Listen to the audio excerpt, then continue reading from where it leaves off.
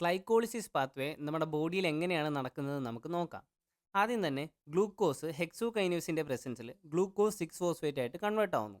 ഇവിടെ സ്ട്രക്ചറിൽ വരുന്ന ചേഞ്ച് എന്താണെന്ന് വെച്ചാൽ ഗ്ലൂക്കോസിൻ്റെ ആറാമത്തെ കാർബൺ ആറ്റത്തിലെ ഒരു എച്ചിനെ റീപ്ലേസ് ചെയ്തുകൊണ്ട് അവിടെ ഒരു ഫോസ്ഫേറ്റ് ഗ്രൂപ്പ് വന്ന് അറ്റാച്ച് ആവുന്നു. അടുത്ത ഈ glucose 6 phosphate phospho glucose isomerase എന്ന എൻസൈമിൻ്റെ പ്രസൻസിൽ ഫ്രക്ടോസ് 6 ഫോസ്ഫേറ്റ് ആയിട്ട് മാറുന്നു. ഇവിടെ സ്ട്രക്ചറിൽ വരുന്ന ചേഞ്ച് എന്താണെന്ന് വെച്ചാൽ അവിടെ ഒരു റീഅറേഞ്ച്മെൻ്റ് ആണ് നടക്കുന്നത്. അതായത് രണ്ടാമത്തെ കാർബൺ ആറ്റത്തിലെ ഹൈഡ്രജൻ ഗ്രൂപ്പിനെ റീപ്ലേസ് ചെയ്തുകൊണ്ട് അവിടെ ഒരു ഡബിൾ ബോണ്ട് ഓ വരുന്നു. അതാണ് ഇവിടുത്തെ ചേഞ്ച്. അടുത്ത ഈ ഫ്രക്ടോസ് 6 ഫോസ്ഫേറ്റിനെ നമ്മൾ ഫ്രക്ടോസ് 1,6 ബൈഫോസ്ഫേറ്റ് ആയിട്ട് കൺവേർട്ട് ചെയ്യുന്നു. എന്തിൻ്റെ പ്രസൻസിൽ?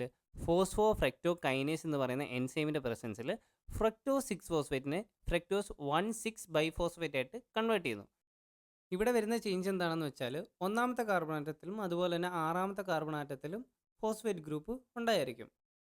ഇനി fructose 1,6 biphosphate fructose biphosphate aldose എന്ന് പറയുന്ന എൻസൈമിൻ്റെ പ്രസൻസിൽ രണ്ടായിട്ട് സ്പ്ലിറ്റ് ആവും. അതായത് ഡൈഹൈഡ്രോക്സി അസറ്റോൺ ഫോസ്ഫേറ്റും അതുപോലെ തന്നെ ഗ്ലിസറാൾഡിഹൈഡ് 3 ഫോസ്ഫേറ്റും അവിടെ ഫോം ആവും. ഈ ഫോം ചെയ്തിട്ടുള്ള ഡൈഹൈഡ്രോക്സി അസറ്റോൺ ഫോസ്ഫേറ്റും അതുപോലെ തന്നെ ഗ്ലിസറാൾഡിഹൈഡ് 3 ഫോസ്ഫേറ്റും ഒരു റിവേഴ്സിബിൾ റിയാക്ഷൻ ആയിരിക്കും.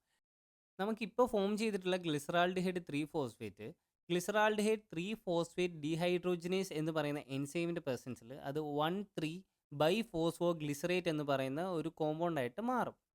ഇവിടെ വരുന്ന ചേഞ്ച് എന്താണെന്ന് വെച്ചാൽ നമ്മുടെ ഗ്ലിസറാൾഡിഹൈഡ് 3 ഫോസ്ഫേറ്റിൻ്റെ ഒന്നാമത്തെ കാർബൺ ആറ്റത്തിലും ഒരു ഫോസ്ഫേറ്റ് ഗ്രൂപ്പ് അവിടെ ഒരു എച്ച് ഗ്രൂപ്പിനെ റീപ്ലേസ് ചെയ്തുകൊണ്ട് വരും.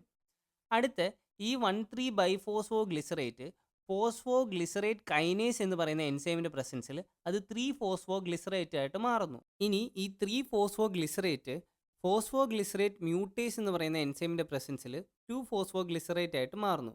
ഇവിടെ ഒരു റീഅറേഞ്ച്മെൻ്റ് ആണ് നടക്കുന്നത്. അതായത് മൂന്നാമത്തെ കാർബൺ ആറ്റത്തിലുള്ള ഫോസ്ഫേറ്റ് ഗ്രൂപ്പ് രണ്ടാമത്തെ കാർബൺ ആറ്റത്തിലോട്ട് മാറുന്നു. ഇനി അടുത്തത് ഈനോലേസ് എന്ന് പറയുന്ന എൻസൈമിൻ്റെ പ്രസൻസിൽ ഫോസ്ഫോ ഈനോൾ പൈറുവേറ്റ് ആയിട്ട് മാറുന്നു.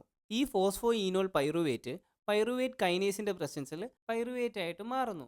ശേഷം ഈ ഫോം ചെയ്ത പൈറുവേറ്റ് മൈറ്റോകോൺട്രിയൽ സെല്ലിലേക്ക് പ്രവേശിച്ചുകൊണ്ട് ഫർദർ ഓക്സിഡേഷൻ പ്രോസസ്സ് നടക്കുന്നു.